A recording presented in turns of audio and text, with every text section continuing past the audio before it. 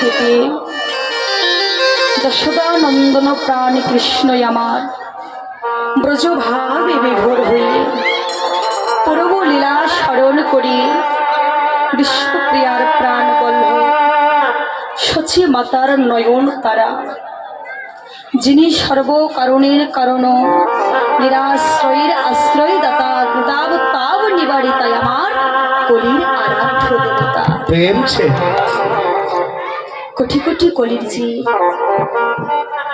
কোটি কোটি সাধক সাধিকা, কোটি কোটি জনম সাধনা করিয়া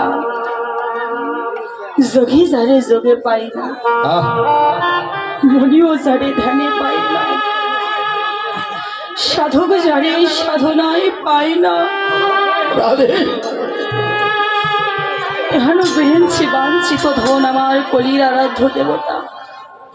তিনি কিনা নিজেই নিয়ে আসলেন আমাদের মতো পাপাচারী দুরাচারী ব্যাধিচারী এই অন্ধ জীবগণকে উদ্ধার করবে বলে গৌরহরি আজ নিজেই নিয়ে আসলেন নিগম কল্পতরুর ফল। আজ গৌরহরি অবতার হয়ে এসেছে, অবতরী হয়ে এসেছে। সত্যযুগে এসেছিল শঙ্খ চক্র গদা পদ্মধারী সত্যনারায়ণ, এবং ত্রেতা যুগে এসেছিল ধনুকধারী প্রভু শ্রীরাম, এবং তারপরে মুরলীধারী আমার নবঘন। সে একটি মানুষ এই কলিযুগে আর কিন্তু অবতার হয়ে আসেনি বাবা। ভগবান এসেছে আমাদের মতো আপনাদের মতো কলি হতো অন্ধ জীবগণকে উদ্ধার করেনি বলে ভগবান আজ নিজেই নিয়ে এসেছে তরি, অবতরি। তরি মানে কি? তরি মানে হচ্ছে নৌকা, যেই নৌকার ঘাট একদিন না একদিন আমাদের সবাইকে পার হতে হবে। আর আজকে গৌরহরি নিজে আসরিয়া ধর্ম জীবের শিখায়। হেজি এসো, তোমরাও আমার সঙ্গে উচ্চ স্বরে দুটি বাহু তুলে মধুর সুরে কৃষ্ণ নাম করো। ওই মায়া জালে আবদ্ধ থেকো না। ওই মায়া জালে আবদ্ধ থাকলে তোমরা কোনোদিন আমার দর্শন পাবে না। ওই মায়া জালে আবদ্ধ থাকলে তোমরা কোনোদিন আমার দর্শন পাবে না। আজকে ভগবান হয়ে নিজে জীবের দ্বারে দ্বারে মধুর সুরে হরি নাম কৃষ্ণ নামে বিলাচ্ছে বাবা। এই নবদ্বীপে আজ থেকে 5036 বছর পূর্বে কাদের বসবাস ছিল? ব্রাহ্মণদের, পণ্ডিতদের। তাদের মন গড়া কিছু প্রথা ছিল বাবা। আজকে তাদের মন গড়া কিছু প্রথা ছিল। কি কথা ছিল? যারা নিচু জাতি, যারা সন্ডাল, এই নিচু জাতির যদি ছায়াও তারা ডেঙে যায়, তারা কি করতে জানেন? বাড়ি গিয়ে স্নান করে তাদের পবিত্রতা রক্ষা করতে। এই যে আপনারা শুয়ে শুয়ে বসে আছেন বাবা, বাড়ি গিয়ে স্নান করতে হবে। হ্যাঁ, আজকে সেই জাতের বিচার আমার মহাপ্রভু করেনি, সে প্রথাটা তুলে দিয়েছে। এমনকি নবদ্বীপে প্রদীপ ছিল, প্রদীপে সলতে ছিল, নিচে আগুনটা রাখা ছিল, ওই আগুনটা প্রদীপে লাগিয়ে দেওয়ার মতো কেউ ছিল না। যখন আমার চৈতন্য মহাপ্রভু নবদ্বীপের মাঝে আসলো, তার প্রেমের আগুনটি লাগিয়ে দিল ওই প্রদীপে। মহাপ্রভু যখন তার অন্তরঙ্গ ভক্ত শোনে, অদ্বৈত শ্রীবাস, গদাধর, নিত্যানন্দ আর অন্যান্য ভক্তগণকে নিয়ে নবদ্বীপের পদ দিয়ে মধুর সুরে দুটি বাহু তুলে হরি নাম কৃষ্ণ নাম করছে আর যাচ্ছে। নিত্যানন্দকে বলছে, নিতাই, ও নিতাই, আজকে তুই কি করবি জানিস? দাদা তুমি কি করবে জানো? আজকে নবদ্বীপের দ্বারে দ্বারে, আজকে মধুর সুরে তাদের দ্বারে দ্বারে তুমি হরির নামটা বিলিয়ে দিলে। বলছে নিমাই, তারা যদি হরি নামটা নিতে না চায় তাহলে কি করবে? তারা যদি হরি নাম নিতে না চায় কি করবে জানো? হাতে ধরে পায়ে ধরে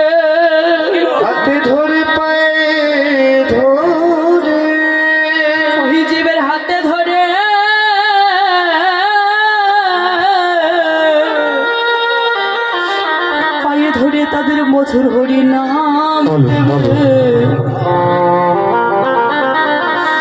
জগাই মাধায়ের মতো পাপী নবদ্বীপে আর কেউ ছিল না। নিতাই যখন তাদেরকে মধুর হরি নাম দিচ্ছিল, জগাই মাধায় কি করেছিল? কলসির কানা নিতাইয়ের ললাটে ছুঁড়ে মেরেছিল। ক্ষত বিক্ষত হয়ে রক্তে রক্তাক্ত হয়ে গেল। তবু নিতাই বলছে, ওরে জগাই, ওরে মাধাই, তোরা মারলে মারলে কলসির কানা, তাই বলে কি তোদের প্রেম দেব না? তোরা আমাকে যতই আঘাত দে, তোরা আমাকে যতই কষ্ট দে, যতই জ্বালা দে, যন্ত্রণা দে, তোদের বদনে আজকে আমি মধুর কৃষ্ণ নাম হরি নাম। অন্যান্য যুগে বাবা যখনই 100 বছর পাপের ঘরাটি পূর্ণ হয়েছে, আমার ভগবান সেই পাপীকে শাস্তি দিয়েছে। কিন্তু কলিযুগে সেটা আর করলো না। 100, 1000, লক্ষ লক্ষ, কোটি কোটি পাপ করবার পরেও একবার নাম নিলে জীব যত পাপ হরে, জীবের কি সাধ্য আছে জীব তত পাপ।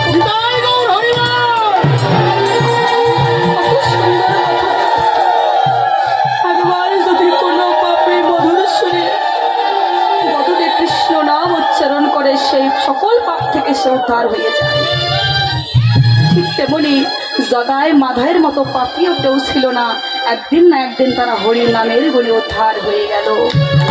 তো মহাপ্রভু যখন অন্তরঙ্গ ভক্ত শুনে নদিয়ার পথে পথে মধুর সুরে হরিনাম করছে আর আসছে, এমন সময় ওই নবদ্বীপের পথে কিছু নিচু জাতি, চণ্ডাল জাতি আমার মহাপ্রভুকে দেখে রাস্তা থেকে সরিয়ে দাঁড়িয়ে।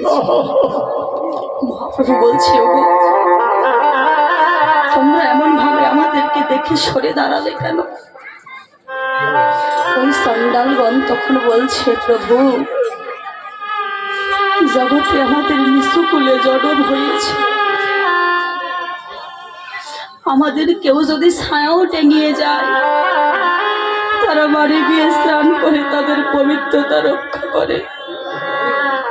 প্রভু জগতে আমরা নিচু জাতি, আমরা চণ্ডাল, আমাদেরকে দেখলে সবাই রাস্তাতে থু ফেলে, আমাদের কেউ ভালোবাসে না।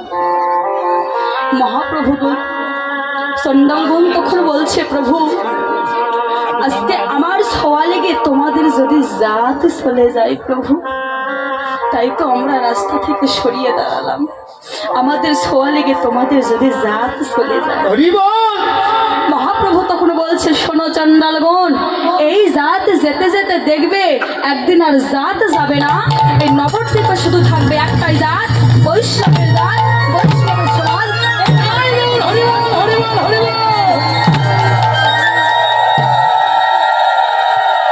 আজকে সেই প্রথাটা তুলে দিয়েছে আমার চৈতন্য মহাপ্রভু। আজকে তিনি জাতের বিচার করেনি কেন? চণ্ডাল চণ্ডাল নহে যদি কৃষ্ণ ভজে, কৃষ্ণ ভজে, ব্রাহ্মণ ব্রাহ্মণ নহে যদি কৃষ্ণ ত্যাজে। যদি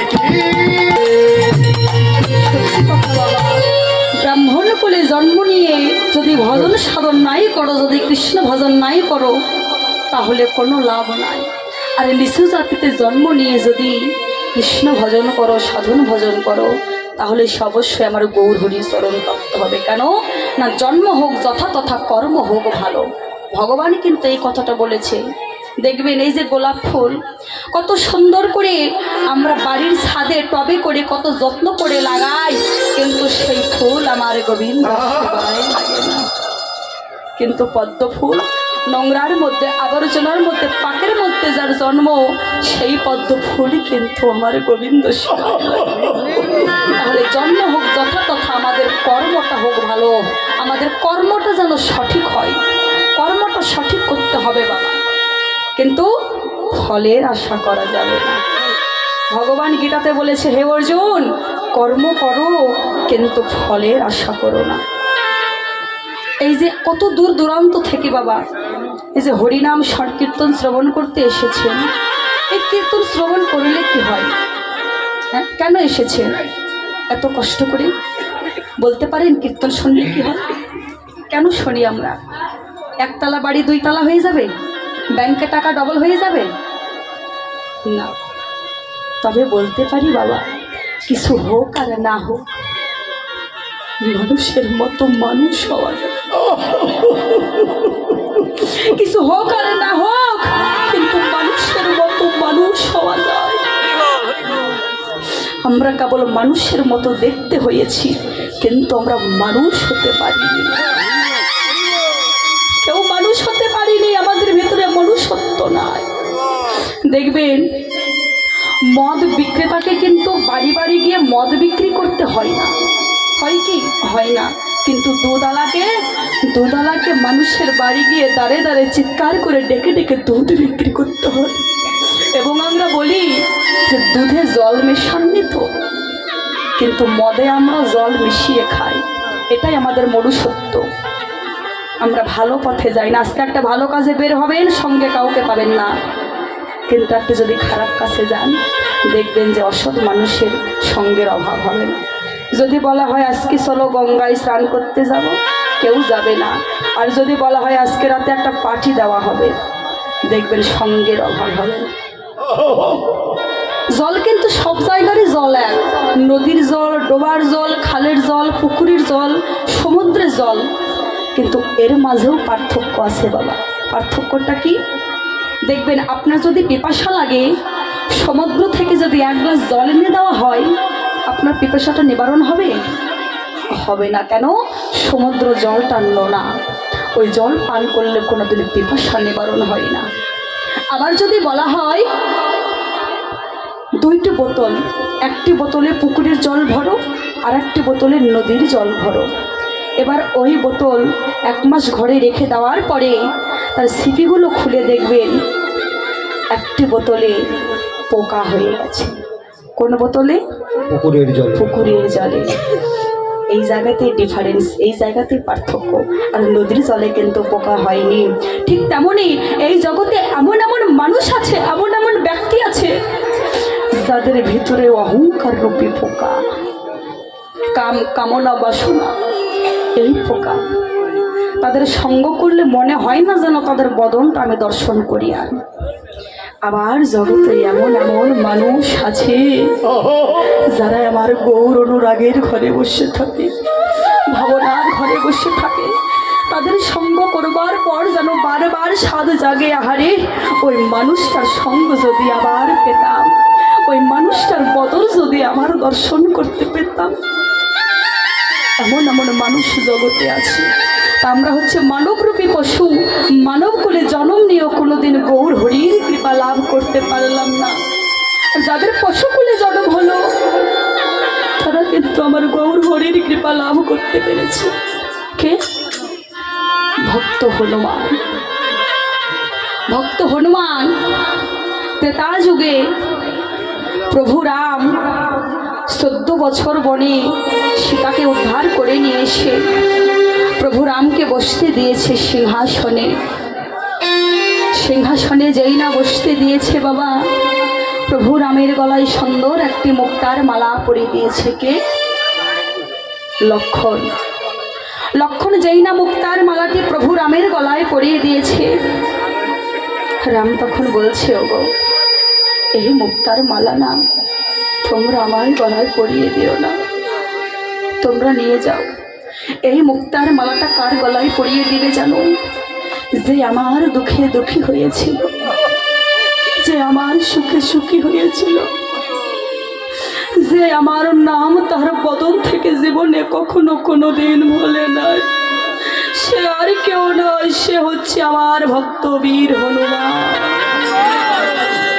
তুমি যাও, এই মালাটা নিয়ে গিয়ে আমার ভক্ত হনুমানের গলায় পরিয়ে দাও। যেই না মুক্তার মালাটা হনুমানের গলায় পরিয়ে দিয়েছে বাবা, হনুমান কি করছে জানেন? একটি একটি করে ওই মালা থেকে পুঁথিগুলো খুলে দাঁতে নিয়ে সিবায়ে সিবায়ে ফেলে দিচ্ছে। এমন দশা দেখে লক্ষণের মনে একটু অভিমান হয়েছে। লক্ষণ বলছে, হনুমান, জগতে তোমার এত বড় সাহস হয় কি করে? আমার দাদা ভালোবেসে এত সুন্দর একটি মুক্তার মালা তোমার গলায় পরিয়ে দিল, আর তুমি কিনা মালার পুঁথিগুলো খুলে খুলে দাঁতে নিয়ে চিবাই চিবাই ফেলে দিচ্ছ। কথায় আছে না যে হনুমানের গলায় আবার মুক্তার মালা। তোমার গলায় শোভা পাই না, তোমার লজ্জা করে না। হনুমান তখন বলছে, ওগো এই মালার পুঁথিগুলো কেন আমি চিবায় চিবায় ফেলে দিচ্ছি জানো? আমি মালার পুঁথির মাঝে দেখছি যে মালার পুঁথির মাঝে কি আমার প্রভু রাম আছে। এই মালার পুঁথির মাঝে কি আমার প্রভু রাম আছে। লক্ষণ বলছে, হনুমান তুমি কি পাগল হয়ে গেছো? ওই মালার পুঁথির মাঝে কি আবার তোমার প্রভু রাম থাকতে পারে? বলছে অবশ্যই। দেখুন ভক্তের বিশ্বাসটা কেমন, ভক্তের ভক্তিটা কেমন। বলছে অবশ্যই ভগবান নাই কোন জায়গায়, ভগবান সব জায়গাতে আছে। পূর্ব পশ্চিমে উত্তর দক্ষিণে পাহাড় পর্বতে খালে বিলে অনালে অনিলে সব জায়গাতে আছে, কিন্তু আমাদের দেখবার মতো নয়ন আমাদের দেখবার মতো নয়ন তাই আমরা ভগবানকে দেখতে পাই না। লক্ষণ তখন বলছে, হনুমান সব জায়গাতে যদি তোমার প্রভু রাম থাকবে তাহলে তোমার ভিতরেও আছে। অবশ্যই আমার ভিতরে ভগবান আছে। আমার ভিতরে যদি ভগবান নাই থাকবে, আমি হাঁটছি কার দ্বারায়, আমি চলছি কার দ্বারায়, আমি কথা বলছি কার দ্বারায়?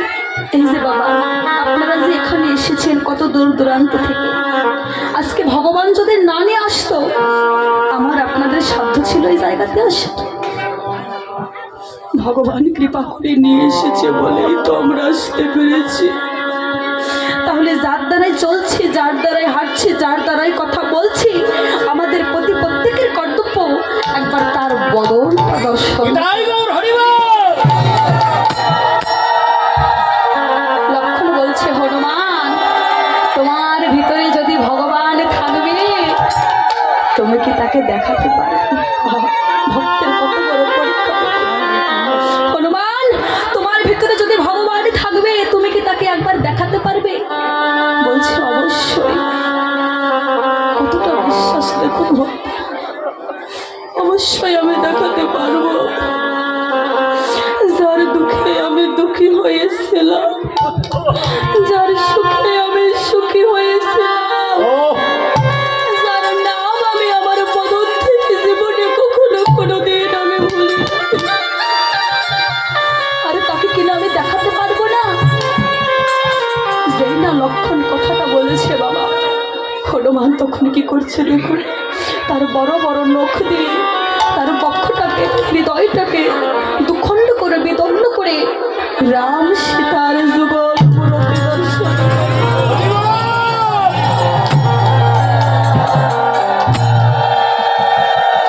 রাম সীতার যুগল মূর্তি দর্শন করাই দিল।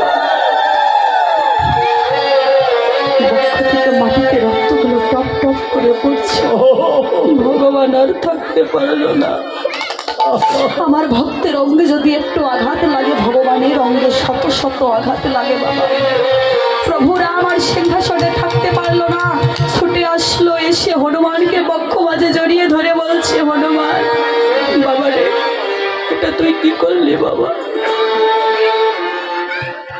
তুই এটা কি করলি? আমার জন্য তুই এত বড় ত্যাগ স্বীকার করে দি, তোর কষ্ট হলো না? এই বলে প্রভু রাম তখন হনুমানের বুকে হাত বুলিয়ে দিয়েছে। হাত বুলিয়ে দিয়েছে বটে বাবা, দাগ তো আর মেশানো যাবে না, শিকুন মতো একটা দাগ কিন্তু থেকেই গেছে। হনুমানের একটি অপার ছিল, সে প্রতিদিন যখন ঘুমাতে যেত মাতার চরণ সেবা না করে কিন্তু ঘুমাতো না। মায়ের নাম হচ্ছে অঞ্জনা দেবী, হনুমানের মায়ের নাম হচ্ছে অঞ্জনা দেবী। এবারে মায়ের যখন চরণ সেবা করতে যাবে বাবা, মা তো গর্ভধারিণী মা, সন্তানের যদি কোথাও ব্যথা লাগে গর্ভধারিণী মা কিন্তু আগেই বুঝতে তোর বুকে ওটা কিসের দাগ বাবা? বাবারে একবার বল, আমার কাছে লোক আসছে, জগতে সবাইকে লুকাতে পারলে তুই আমার কাছে লুকাতে পারবি না, বল বাবা তোর বুকে ওটা কিসের দাগ? হনুমান তখন বলছে, মা গো তুমি শুনবেই যখন তখন বলছি, আমার বুকে ওটা কিসের দাগ জানো? আমাকে লক্ষণ বলেছিল, যার দুঃখে আমি দুঃখী হয়েছিলাম, যার সুখে আমি সুখী হয়েছিলাম, যার নাম আমি বদন থেকে ভুগি, তাকে কিনা আমি দেখাতে পারবো না। আমাকে যখন বলেছি, আমি আমার বড় বড় নখ দিয়ে আমার বক্ষটাকে দুখণ্ডিত করে আমি আমার প্রভু রাম, সীতা এবং মাতার যুগল মূর্তি আমি দর্শন করাচ্ছি। আমার এমন দুঃখ দেখে আমার প্রভু আর থাকতে পারল না।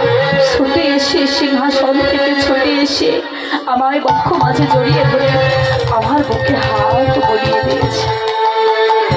অঞ্জনা দেবী তখন হনুমানকে লাথি মেরে ঘর থেকে বের করে দিল। এখানে তো প্রশ্ন আসতে পারে মা, তাই না? যার জন্য হনুমান এত কিছু করলো, কিন্তু মা কেন হনুমানকে লাথি মেরে ঘর থেকে বের করে দিল? এটাই হচ্ছে পিতামাতার শিক্ষা। আজকাল মাতা পিতা সন্তানকে যেই শিক্ষাটা দিবে, সন্তান কিন্তু সেই শিক্ষাটাই পাবে। দেখুন মায়ের শিক্ষাটা কেমন। বলছে মা, ও মা, আমায় বলবে তো আমার কি অপরাধ হয়েছে? তুমি আমায় এমনভাবে লাথি মারলে কেন? বলো মা, আমার কি হয়েছে? তুমি বলবে তো যে এই অপরাধে তুই অপরাধ করেছিস? তুমি বলবে তো? অঞ্জনা দেবী তখন কেঁদে কেঁদে বলছে, হনুরে, কোটি কোটি জনম সাধনা করে যায়, স্মরণ মেলে না। সেই ভগবান তোর কাছে যখন এসেছিল,